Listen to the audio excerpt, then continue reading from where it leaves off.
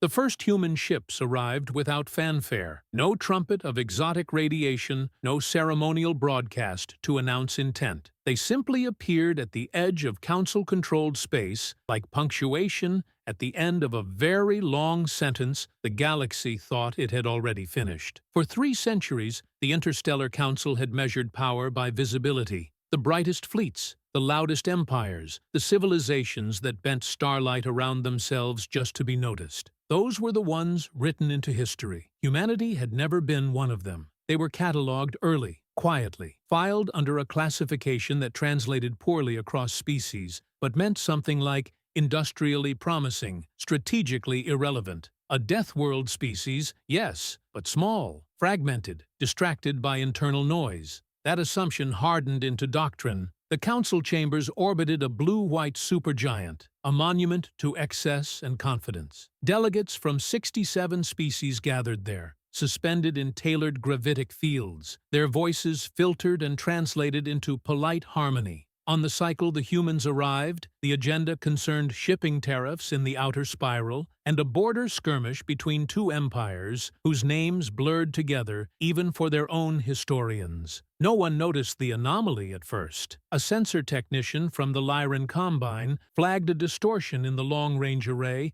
assumed it was stellar interference, and cued it for later review. By the time the second alert triggered, this one impossible to smooth away, the humans were already crossing the demarcation line. They did not request permission. That, more than anything, unsettled the room. The Council had rules older than most member species. Borders were inviolate unless challenged. Challenges were formal, ritualized, performed with fleets positioned just so, weapons cold but visible. Humanity ignored all of it. Their ships moved with an unhurried confidence, vectors clean, formations tight in a way that suggested long practice without witnesses. The first visual feed filled the chamber's central display. It showed a human vessel from a distance that should have rendered it unimpressive. It was not massive by council standards. It did not glow. There were no banners of energy or symbolic protrusions. It was, in the words of one delegate later recorded, offensively plain. A dark hull broken by angular lines, its surface matte enough to swallow light instead of reflecting it. Then the sensors began to fail, not catastrophically, subtly. Range estimates disagreed with mass readings. Thermal output flickered between impossible values. Weapons scans returned null results, as if the ship existed only partially in the same physical assumptions the Council used to define reality. The human fleet followed, dozens of ships, then hundreds, unfolding from folded space with mechanical patience. No 2 hulls were identical, but all shared the same design philosophy. Function without ornament, menace without spectacle. The council speaker, a centuries-old being whose species had evolved diplomacy as a survival trait, called for order. Protocols were invoked. A formal hail was transmitted. The humans responded immediately, not with threats, not with demands, with a message so plain it cut deeper than any flourish. This space is no longer safe for coercive empires. Withdraw your fleets. Stand down your weapons. This is your only notice.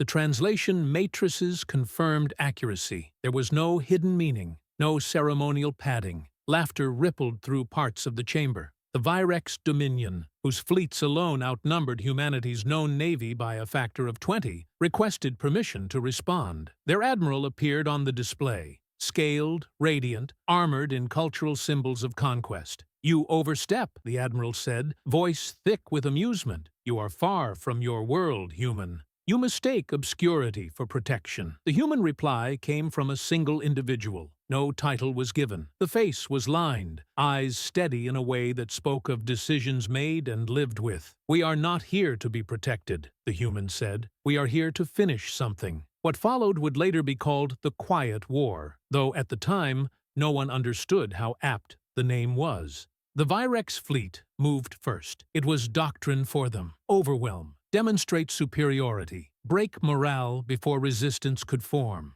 Their ships advanced in brilliant arcs, weapons charging with the kind of spectacle designed as much for observers as enemies. The human fleet did not maneuver to meet them. They slowed. That alone caused confusion. Tactical AIs across the Council's networks recalculated probabilities, searching for deception. There was none. The human ships reduced velocity and spread slightly, as if making room.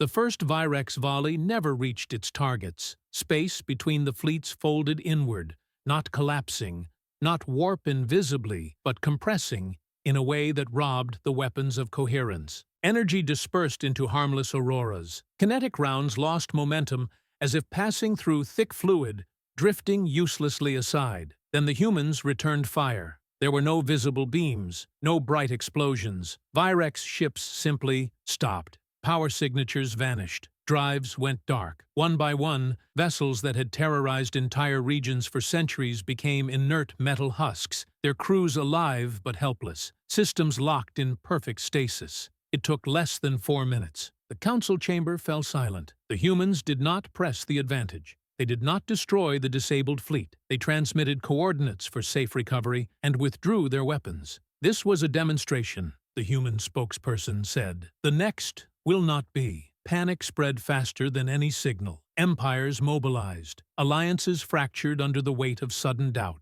For the first time in living memory, the Council could not agree on a unified response. Every projection ended the same way. Human victory, achieved without escalation curves anyone recognized. The truth, uncovered too late, was that humanity had been preparing in silence. While the galaxy watched empires posture and clash, humans had turned inward. Their conflicts, brutal and frequent, had taught them efficiency. Their sciences had grown without the need to impress outsiders. They had learned to fight without hatred, to plan without ceremony, to build weapons not as symbols of power, but as tools with one purpose: ending wars decisively. The Quiet War spread not through conquest, but through intervention. Where slaver fleets moved, human ships appeared. Where coercive treaties were enforced at gunpoint, human envoys arrived with evidence, leverage, and the unspoken promise of force. Resistance was met once, never twice.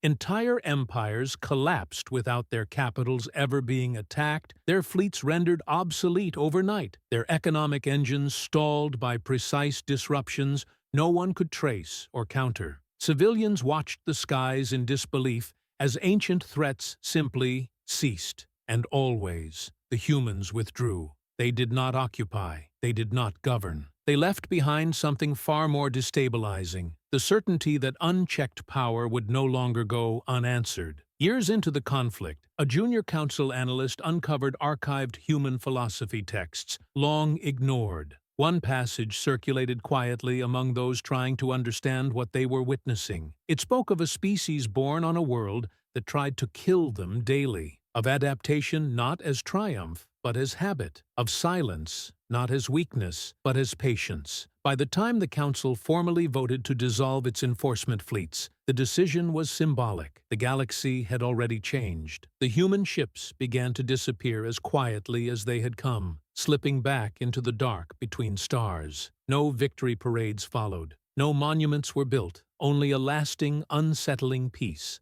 and the shared understanding that somewhere out there, humanity was listening. And that was enough. The Council's mistake was believing the silence meant hesitation. In the months that followed the first encounter, human ships did not multiply in number. They refined. They learned. Every confrontation was treated as data. Every resistance as a lesson paid for by someone else's arrogance. Where other species escalated by adding more firepower, humans escalated by removing uncertainty. The first real test came at Nareth's Reach, a choke point system that fed 6 industrial sectors and had been fortified for over 1,000 standard years. The Nareth hegemony had never lost a battle there. Their doctrine relied on layered defenses, sacrificial outer fleets, and the psychological impact of visible superiority. They announced their intention to hold the line with ritual broadcasts that echoed across subspace, daring humanity to try. Humanity did not answer the challenge. They arrived 3 days later, exactly when the hegemony's fleets had reached peak readiness, when every sensor was tuned outward, when every commander expected spectacle. Instead, the stars went quiet. Nereth's defensive network did not fail explosively. It degraded with surgical cruelty. Communication relays began to disagree with one another. Targeting systems reported friendly ships as debris. Gravity wells fluctuated just enough to introduce micro-errors that cascaded into full misalignments. Within minutes, the hegemony's greatest strength, coordination, became its weakness. Human vessels slipped through gaps that should not have existed, moving like predators through tall grass. They did not destroy stations, they shut them down. They did not annihilate fleets, they stranded them, powerless, drifting in orbits that would decay over weeks, not minutes. The battle was over before most civilian populations realized it had begun. What terrified observers was not the outcome, but the restraint. Humans could have erased Nereth Reach from the map. Instead, they dismantled it piece by piece, leaving behind infrastructure intact, populations unharmed, and leadership exposed as impotent. The message spread faster than any official communique ever could. Resistance was futile, but survival was guaranteed. Across the galaxy, younger species watched and learned. Older empires remembered, too late, the early days of their own ascents, when they had been underestimated and angry. Humanity, however, was neither. They were calm in a way that suggested long familiarity with catastrophe. Internal council records from that period reveal a shift in language. Humans were no longer described as a rising power. They were described as a constant. As the Quiet War entered its second year, a pattern emerged. Humans never fought where they were expected. They never defended what they could replace. They never threatened what they were unwilling to execute. Their campaigns targeted logistics, credibility, and myth. Empires built on fear collapsed when fear no longer worked. The Virex Dominion attempted one final escalation. They unveiled a relic weapon, an ancient stellar breaker recovered from pre-council ruins, capable of inducing controlled supernova events. Its activation was broadcast across open channels, a last attempt to reclaim dominance through terror. Human response was immediate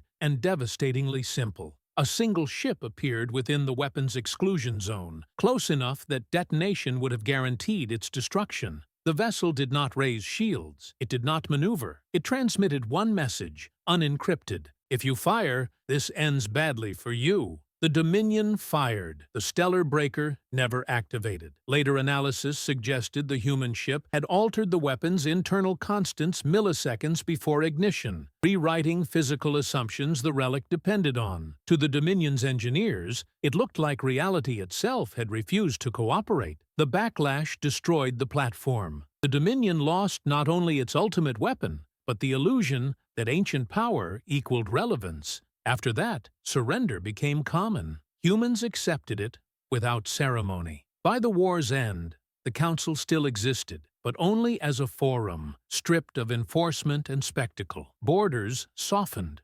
Trade routes reopened without escort. The galaxy did not become peaceful overnight, but it became accountable. Human ships withdrew, one sector at a time, leaving behind nothing but rewritten expectations. Decades later, children on worlds that had never seen a human would ask why the stars felt safer than they used to. Elders would struggle to explain the concept of a species that fought not to rule, but to end rules enforced by violence. Somewhere beyond mapped space, humanity continued to build, to argue among themselves, to prepare for threats not yet imagined. They did not need gratitude, they needed only one thing, and they had already earned it: silence.